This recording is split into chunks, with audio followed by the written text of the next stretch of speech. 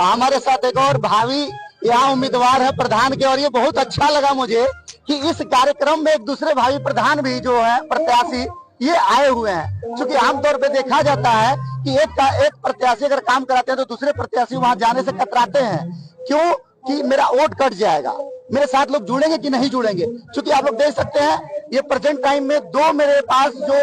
युवा दिख रहे हैं, ये दोनों युवा ये भावी प्रत्याशी प्रधान पद के हैं। तो मैं जानना चाहूंगा दूसरे भावी प्रधान प्रत्याशी से कि इनकी क्या इस पे राय है और ये अपना विचार क्या रखना चाहते हैं। क्या नाम हुआ आपका? जी, संजय यादव, और मैं एक विद्यालय का प्रबंधक भी हूँ। और अभी हाल ही में दशहरा के अवसर पे जो है अभी रामलीला का कार्यक्रम हम कराए थे,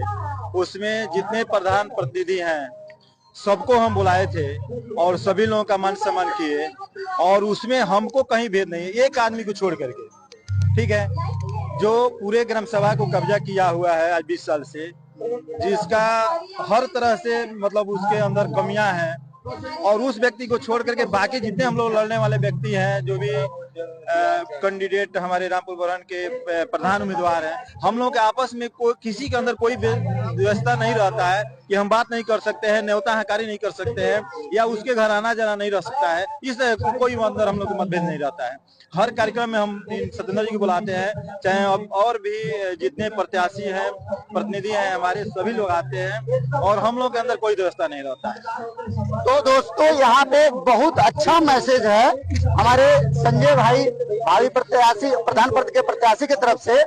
कि द्वेषता बिल्कुल नहीं होनी चाहिए। अगर आपके अंदर क्षमता है, आपके अंदर अगर काबिलियत है, तो अपने कर्म और मेहनत और लगन और अपने विकास के माध्यम से लोगों को प्रभावित करो, न कि जलनता से प्रभावित करिए। ये बिल्कुल नहीं होना चाहिए। और इनका बहुत अच्छा मैसेज है कि हम सभी के जितने भी प्रत्याशी हैं, किसी के अंदर द्वेष की भावना नहीं है, सहयोग की भावना होनी चाहिए। तो आइए इसी के हम सत्येंद्र जी का भी कुछ बात को समझते हैं, इनकी क्या राय है। क्या नाम है आपका? सबसे पहले मैं अपने चैनल को धन्यवाद देना चाहता हूँ कि इस कार्तिक पूर्णिमा के शुभ अवसर पर कि आज बोलने का मौका अवसर आपने दिया हमको। मैं यहाँ वादा करता हूँ कि प्रधान रहूं चाहे नहीं रहूं, लेकिन यहाँ जब गंगा आरती का कार्यक्रम हो गया है, संगीत कार्यक्रम प्रोग्राम हो गया है, हर साल की भांति यहाँ आयोजन किया जाएगा, भव्य कार्यक्रम किया जाएगा, और जितने गरीब लोग हैं, किसी को सुख दुख ब्याह शादी जो भी है, अगर समस्या है, उस समस्या में अगर हमको सूचना मिलती है, उसमें भाग लेने का अधिक से अधिक प्रयास करेंगे, मदद करने का प्रयास करेंगे। और पूरे ग्राम सभा के आमतौर पर नौजुवक भाई सभी नौजुवक लोग से कह रहे हैं कि पूरे ग्राम सभा रामपुर बरहन में इतने बंजर भूमि है हमारे ग्राम सभा में कि कहा नहीं जा सकता है कि हमें पूरे ग्राम सभा में कहीं नौजुवक साथियों को खेलने के लिए कोई पार्क नहीं है, कोई फील्ड नहीं है, न हमारे ग्राम सभा में कोई सुंदर तरह पोखरा है, न हमारे गांव में कोई बैडमिंटन खेलने वाला है, न हमारे गांव में कोई वॉलीबॉल खेलने वाला कोई ग्राउंड नहीं है। यहाँ के प्रधान तो कोई काम नहीं करते हैं, खाली लोगों को देश की भावना व्यतीत करते हैं, लोगों को भरमाते हैं, लोगों को चुटिया बनाते हैं, ग्राम का विकास ग्राम सभा का विकास नहीं करते हैं, लोगों का सम्मान नहीं करते हैं, लोगों का आदर नहीं करते हैं। लेकिन मैं विश्वास दिलाता हूँ कि आपके घर के बेटे, आपके भाई अगर हमको अगर प्रधान बनाते हैं, सभी लोग को सेवा करेंगे, आदर करेंगे, सम्मान करेंगे, और कदम से कदम से मिलाकर चलने का काम करेंगे। बहुत बहुत धन्यवाद। दोस्तों एक बात मैं आप लोगों से कहना चाहूंगा, इस रामपुर बरहन ग्राम सभा में एक स्वास्थ्य केंद्र है जो कि जस्ट नौकाटोला बोलते हैं उसको, नौकाटोला खानगी। तो इसके संबंध में मैंने 2 बार अपने इस मीडिया के माध्यम से आवाज उठाया, तो उसके संबंध में मेरी बात माननीय सांसद महोदय से भी हुई है और सीएमओ साहब से हुई है, भाई फेस टू फेस, जिसके संबंध में उन्होंने बोला है कि हम वहाँ डॉक्टर्स देंगे। लेकिन अभी तक कोई भी उम्मीदवार, क्योंकि मेरा भी ये जन्म धरती है, मैं भी चाहता हूँ मेरे जन्म धरती पे जो आम गरीब के लोग हैं, मैं उनकी आवाज बनूं, मैं उनके लिए कुछ कर सकूं, जैसे कि आप लोग अपने पद के माध्यम से करना चाहेंगे और मैं अपने मीडिया के माध्यम से करना चाहूंगा।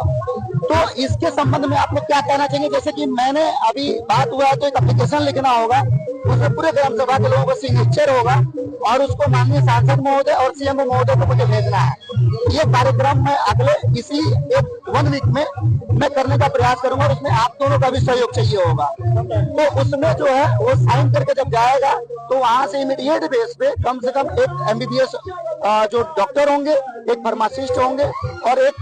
ANM जो कि डिलीवरी के समय में महिलाओं के लिए काम आती है।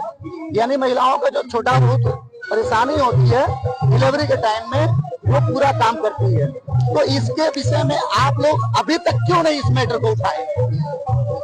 देखिए, यह तो जो जिम्मेदार पद पे व्यक्ति है उसकी काम है यह। रही बात कि हम लोग यही चाह रहे हैं कि सत्ता परिवर्तन किया जाए। अगर सत्ता परिवर्तन करते हैं और हम लोगों को हाथ में अगर सत्ता आता है तो हर स्वास्थ्य केंद्र से लेकर के जितने रामपुर बरहन में व्यवस्थाएं हैं जो सिस्टम के माध्यम से चल रहा है उसके लिए आदमी हर स्तर से चलेगा। और हम लोग बहुत प्रयास भी किए हैं इसके पहले, हॉस्पिटल पर भी हम लोग गए हैं, लेकिन CMO साहब से भी बात हुआ था एक माध्यम से, तो कह रहे थे कि स्टाफ की कमी है जिसकी वजह से वहाँ जो किसी डॉक्टर का नियुक्ति नहीं किया जा रहा है और कोई एक फार्मासिस्ट है वही रह करके और दवा ववा देता है, क्या करता है, मतलब वो हॉस्पिटल बंद के ही कगार पर है। तो हम आप आगे चलिए और जो भी आवश्यकता लगता है हम नवजुवक के साथ है और भी गांव के भाई हमारे हैं नवजुवक साथी हैं और दस्तखत करने की आवश्यकता है या कहीं चलने की आवश्यकता है तो हम लोग सब लोग आपके साथ रहेंगे, इसमें कहीं दिक्कत नहीं।